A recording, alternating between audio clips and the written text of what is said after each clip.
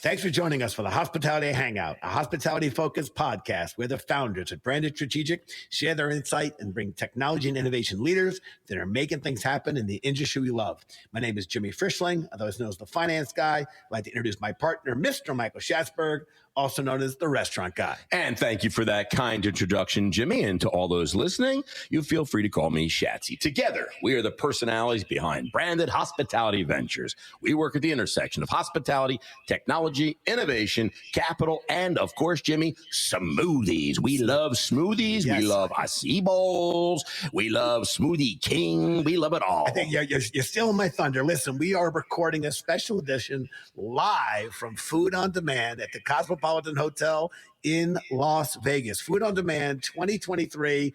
Very excited to be here. We have a special episode where we're inviting our friend, Ms. Marianne Radley, the Chief Marketing Officer of Smoothie King, and we're going to bring her into the episode right now. We are really, really lucky because we've got a great guest. Yes, we do. One of my favorite places of all in the whole world is down there in New Orleans called Smoothie King. And we are fortunate to have Marianne Radley, the Chief Marketing Officer, CMO. That's a big deal. Yeah. This is C-suite stuff, Jimmy. C-suite. We're getting C-suite people on the Hangout. How is Julie and Julia pulling this off? I don't know what they're telling people, but it is amazing that we are getting C-suite people. Jimbo, we got a lot of really great questions, a lot to learn. No, and Marianne, thank you so much for doing this with us. We appreciate having you on the podcast. How about this? How about you introduce yourself to our audience, Sure. and then we'll kick it and roll through. All right. Well, Mary, I think, you kind of introduced me already. I'm Marianne Radley. I'm the Chief Marketing Officer of Smoothie King. I joined them end of September of last year, so just about 7 months on board.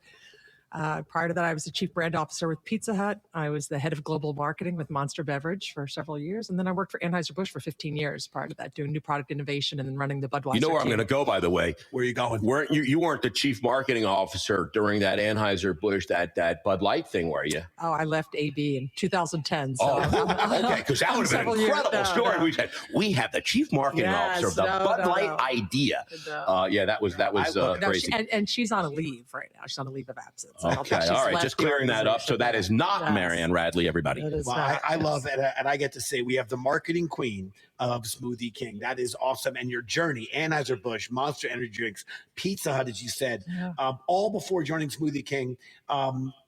Talk about what's new at Smoothie King. Oh, shit. Shoot. Sorry. You can say whatever you want. Right. This is no FCC guidelines here. You can say shit if you want. I love podcasts. That's okay. I'm from the Bronx. You can take the girl out of the Bronx. Can't take the Bronx out of the girls. Yeah, shit. Marianne and Jenny. From the Bronx. Yeah, that's right. Yes. Well, we just launched Smoothie Bowls April 4th. So that was a huge. Wow. Tell us about a Smoothie Bowl. Yeah, that's breaking news. What's a Smoothie Bowl? So Smoothie Bowl is we start with a base. So we have 6 different recipes. The first one has an acai base. So it's acai. And then we have purely Elizabeth granola on it, fresh blueberries, fresh strawberries. First of all, I love acai. And by the way, purely Elizabeth, that is the best granola. That is the best granola. So how do you did a deal? Yeah, we did a partnership with them, and they've been great. It's the best granola. I mean, Without that's what. So we have our company. We have a commitment to. It's a clean blends commitment. We have a no list, so we don't bring in any artificial colors, any artificial flavors, no soy, no gluten, all vegan. So we launched 6 incredible recipes. The other one has a pitaya base. A pitaya is dragon fruit. And so we just launched it. We are having phenomenal success. Yeah, everyone loves bowls. We are the largest bowl seller in the country now. So is that right? The flip of a switch, yeah. So because I think bowls are really easy. My kids love them. Yeah, they great. Get the acai bowls all the time. It's just a bowl with a spoon. It's like a soup. Yeah, but it's a meal. But it's a meal. Soup's not a meal. Yeah, it's definitely a meal. It can be, but you know what? There's a lot of bowl places that do acai that they blend it with ice or they blend it with added sugar. They're cheating. Ours is we sourced right from San Bazan in Brazil, and it's high quality acai and the granola. I mean, if you're using Elizabeth, it's got to be good. It's great. Yeah. So we've got a high standard. It's great success. So that's our largest product launch in the company's history, really. So we've been around for 50 years. And then now you launch bowl. That's super cool.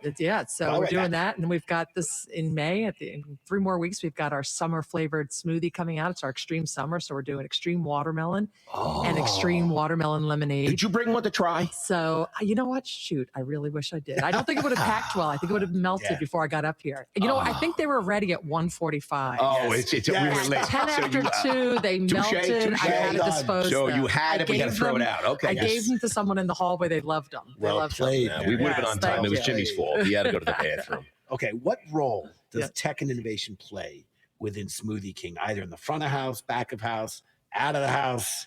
Yeah, well, it's tied across all levels of our organization. When you're looking at from an operations standpoint, tied in from our point of sale and OLO and getting our digital orders, digital push and sales is a big wig for us. As far as our corporate goals, and so app development, our tech stack, point of sale system.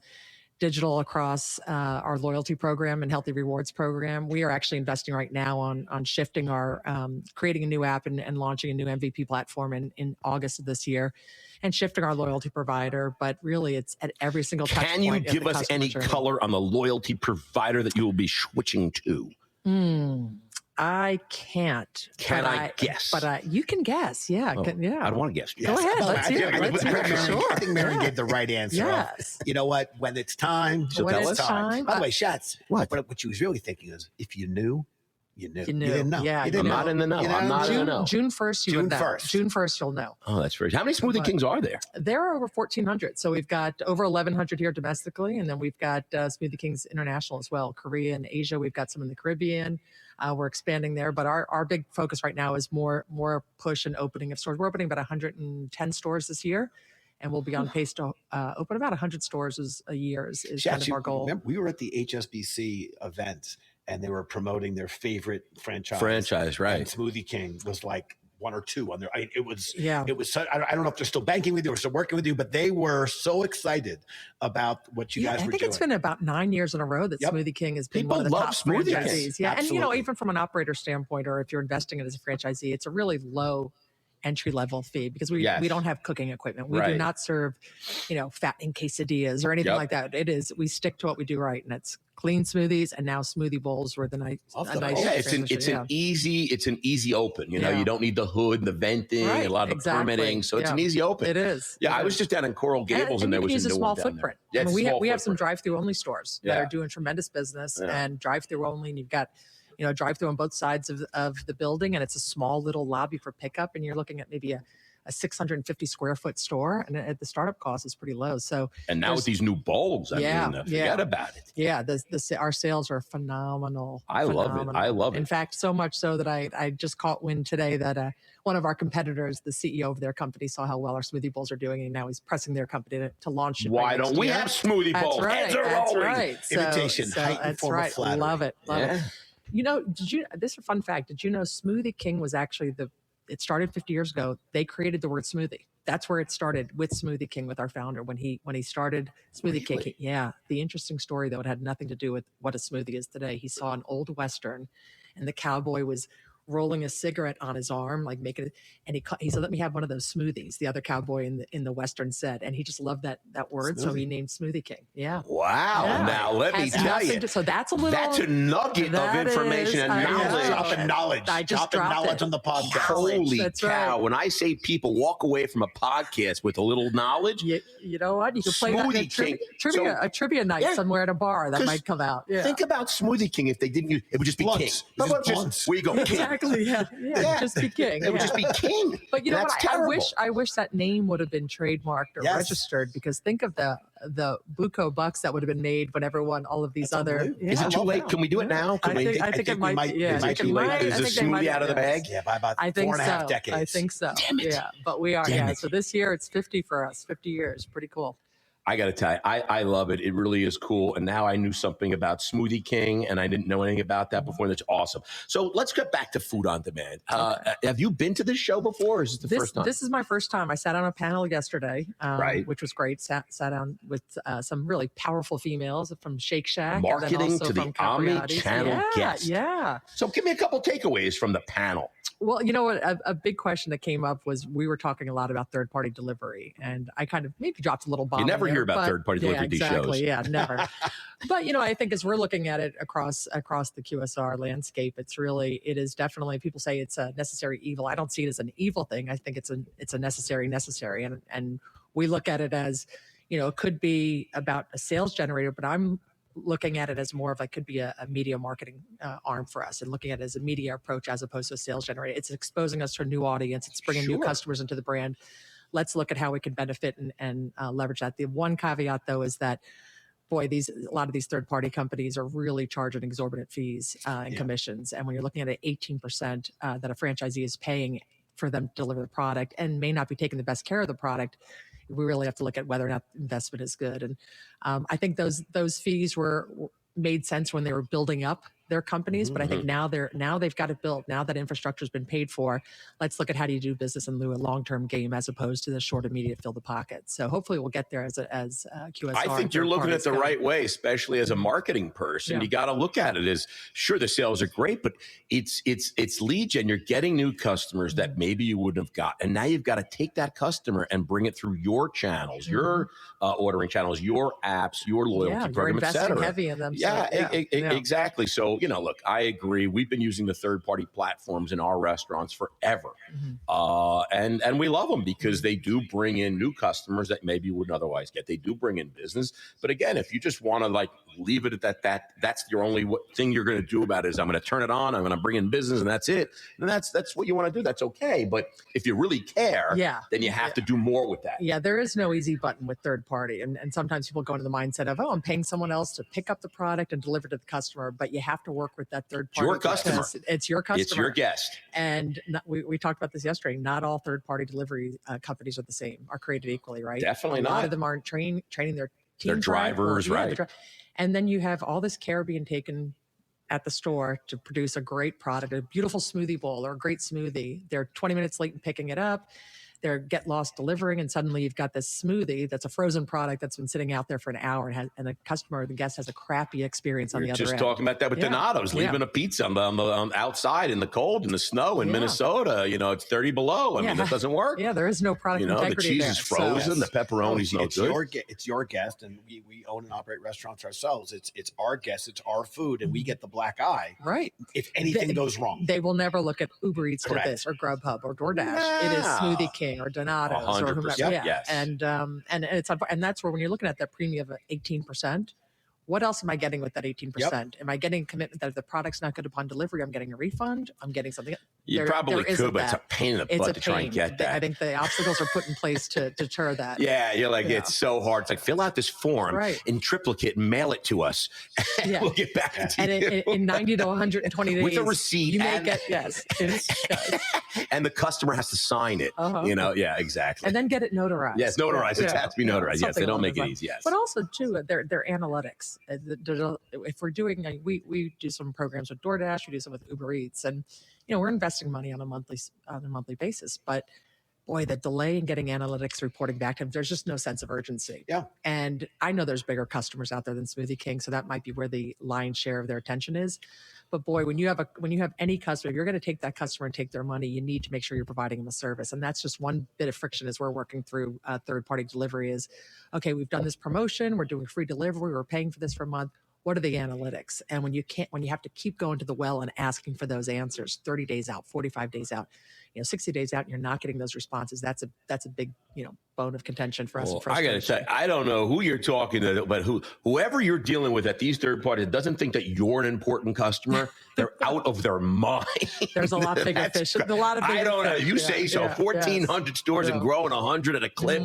I don't know. I would be given anything, whatever you want, I would be given to you. I gotta go talk. I'll be your salesman. There you go. I love it. I will make some phone calls. Okay, listen, it wouldn't be a podcast if we didn't do our crystal ball moment. So it's your first time at FOD, and I'm thrilled that you're here. When we come back here 2 years from now, what do you think are going to be the hot topics at the Food on Demand show? What do you think might have changed or evolved in 2 years? Well, I'm sure digital engagement, interaction, and kind of just the pathway to digital is got to be surely another hot topic, especially as we're looking at AI and everyone is getting into that pool. I still think labor is going to be a big issue, though. And I'm surprised there really hasn't been much discussion about labor, of integration across.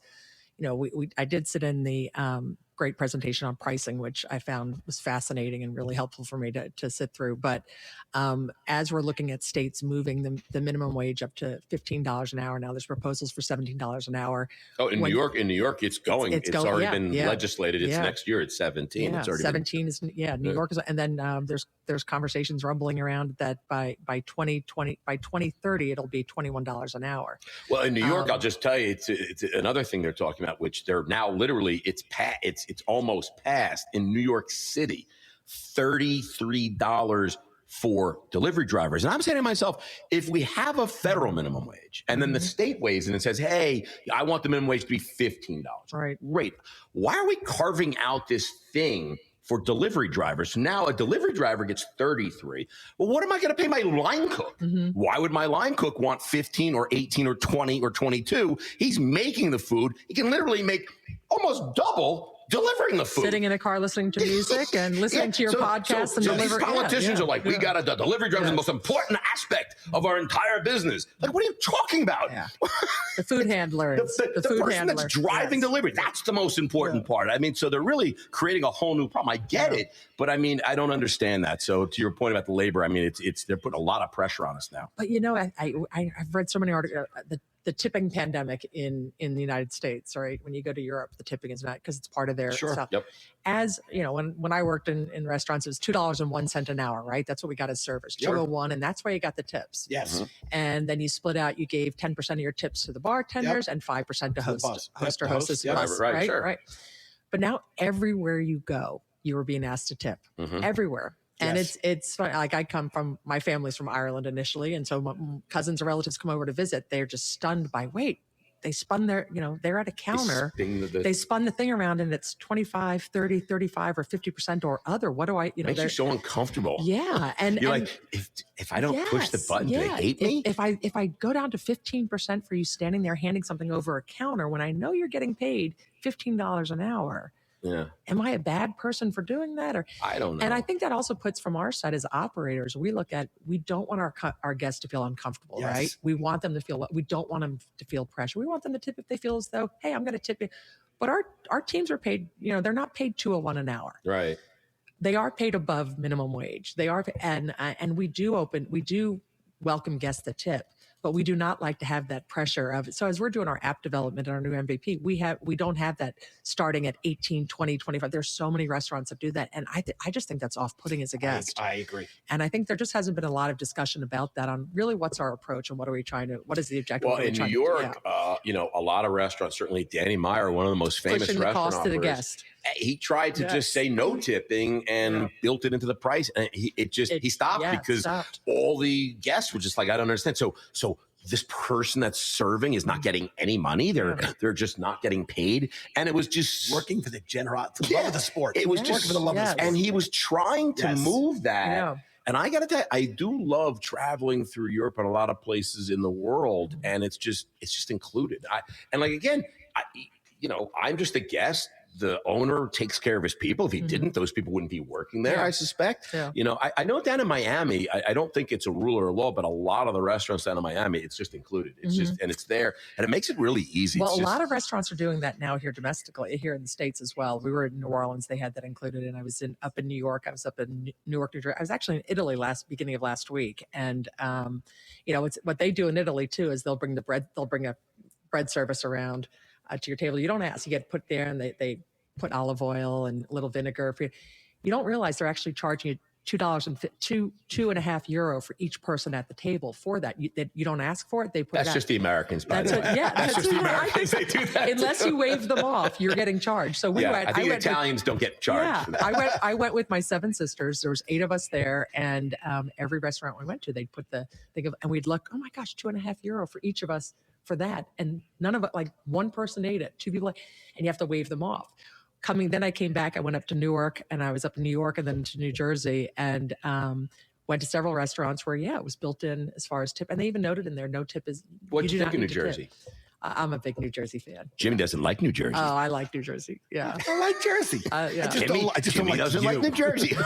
Are you originally I'm from New Jersey, What moved part? to New York. I was from Short Hills, New Jersey, Millburn, New Jersey, that neck of the woods. Yeah. And I said one time that somebody asked, "Are you guys from New York?" And I said yes. And Jimmy goes, "You're not from New York."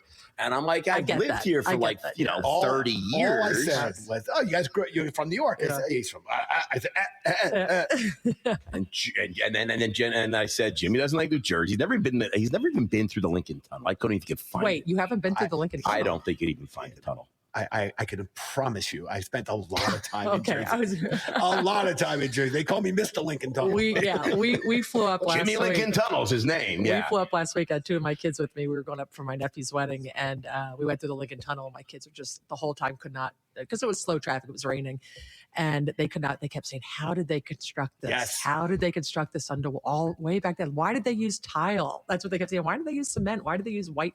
But I was thinking about it because I just went to New Jersey for my niece's wedding last week, right? Uh-oh. Were we at the same wedding? I don't know. Wait, West Orange? No, Okay. This was in Livingston. Okay. Close, but very I was close. in Montclair and then West Orange. This was very so close, yes. though. But I was driving through the tunnel, and I was saying to myself, like, this tunnel, like I think they just approved, like, to build, like, a new tunnel. Uh-huh. And that tunnel's, They like, put- from, like, 1930. Yeah. Isn't it, like, rusting on the outside? That's Like, what when we is that were going to saying. blow? When is it going to start leaking? Yeah. And it has the Stallone. white, and it has white subway tile. You know, Yes. the 6 by 3 inch or whatever. I don't know. But how it's do they all get through the whole length outside? of it. Like, the inside they can fix, but what about the outside? Isn't it all, like, rusted and gross? They use divers. Yeah. Well, that's Get where out of here, Jimmy. They get divers with glue guns? when your teenage kids ask you how they construct it, and you're just like, Well, yeah, I don't know. I and don't they're quickly know. looking up on their phone. But I know yeah. it was like 100 years ago. Oh yeah, yeah. It's still impressive though. It You know, really we is. can't. It's like the pyramids. Now you build a house now, it lasts for 8 years, right? It starts cracking or settling. Listen, we can Sorry. go and Yes, talk rabbit holes, for rabbit on holes. and I on and know. on. But I got to tell you, Yeah. I got to get right to the branded quickfire. Right? Go for it. We're going. I got 5 lightning round questions. Are you ready? Branded boy. quickfire, Las Vegas edition. All right, bring it. Here we go. Favorite Las Vegas hotel? Oh, I love the Cosmopolitan actually. Who doesn't I love love it? my Marriott us points, too. and I like not having to go through the casino to get to my room. Yes, Yep. it is convenient. when you It check is. in. It's Yep. usually a 3-mile walk in some of the Yeah. other And I got places. a great room this time too. I have a Great, huge room. great. Yeah, me too. I look right out to the airport. It's beautiful. If you were to get married or renew your vows Yes. at one of the infamous Vegas chapels, which celebrity impersonator would you choose to officiate? I know everyone's go-to is Elvis. I would probably do. I would do like Gene Simmons. Yeah, that would be kind of cool. You Or know, a little Richard kiss. Simmons too. Either We way, haven't seen you Richard know? Simmons in a Yes. long time, but You know, having Kiss there would be kind of Kiss cool. would be kind of That would be yeah. cool. Which upcoming Vegas concert residency would you choose? Would it be Bruno Mars, Miranda Lambert, or Kool and the Gang, or Rod Stewart? Bruno Mars. Bruno Yeah. Mars. I That's was sad. I was sad to miss Adele's residency. I kept thinking, I want to get out here for that. but It wasn't a very long residency. No, It was like a no. week. No, I think she canceled her first residency. She Yeah. had like a panic I think it was a attack or month or something. No, she had polyps. I think on her Listen, vocal. I know the cords. inside scoop. Okay, all that right. was what they. that was a farce. Yeah, they gave that Oh out, but no, that really, was that was fake news. yes, that was Oh. fake news. She got on the stage and she didn't like the lighting or something, and she's like, "I am not singing in this kind of No, place." you have to do it in the accent though. I can't do the accent. Mine is like, "Hello, I can't sing like this. I can't do it. I'm Adele, damn it." Actually, that sounds like her. It's Oh, pretty there you good. go. Thank you. Thank you. Well I done. can't do it. I'm Adele, damn it. Anyway, true or false? The Yes. Golden Gate Hotel and Casino is the oldest hotel and casino in Las Vegas. Originally opened in 1906 as the Hotel Nevada. Ooh, I think the Hotel Nevada was the first hotel, but I don't know if it's now the Golden Gate. So I'm going to say false. Jimbo, care to guess? I'll say true. It is true. The Golden Gate Okay. Hotel is the oldest I did not hotel know and that I was always the casino. liked it the other yeah, side of the bed. That way, yes. there's a little I wager do. action. I remember reading. I saw some documentary on the settling of Vegas, and it was Hotel Nevada. I did not know it was. Now I'm going to have to Yeah, go but check what it about out. Bugsy Siegel and like the Flamingo? I mean, what about that movie? I think that was the third hotel. I got to the movie. I swear it looked like there was nothing here, but that was the first one. Yeah. Well, that's Hollywood taking liberties, Jimmy. It could be. Don't And you there's- love going back to those old There's hotels? not even so- a plaque with his name on it. Yeah, go Can't play some believe slots in the old hotels. All right, listen. Now we're going to the blackjack table. Oh, yes, Okay, yes. you're playing a little blackjack. Yes. You can either have Jimmy Mhm. as your dealer, or Okay. you're gonna have Shatsy as your dealer, and you're looking to win big. who do you have better odds of beating? Gosh, you usually go with the finance person, but I'm going to go with the restaurateur. So you're going to beat the restaurant. Beat the restaurant. Yeah, I think that's the right call. I know that you He would will beat lose me. interest. Yes. He'll count He will. incorrectly. He'll suddenly squirrel moment. All Yeah. restaurateur gets distracted. He'll bust. He'll see someone he'll take a walking hit on by. 18. He'll I take would, a hit. yes, I He'll would see, definitely. he'll see someone walking by with some cool crafted Yes. cocktail, and he'll be like, "Wait, where did you get that? What the heck wait, is that? what are Is the that cogs watermelon on that? smoothie? Yeah. Shots will let you share cards with each other. Is at there the table. tahini on the rim? What are the Yes. cogs?" And then I'd be Yes. like, choo, choo, choo. "Yeah, that's what I would do. 100%. I agree with you. Listen, thank you, Marianne, so much Yeah, for you're coming by. welcome. Thank Super you. fun to have That you was on the so podcast. painless. I appreciate No, that. and Thank you. and again, really enjoying what you guys are doing at Smoothie King. You can't wait Thanks. to continue to champion it, but also I want to try a bowl. You know Oh, what? can't wait. I'll tell you one thing too. We had for 420.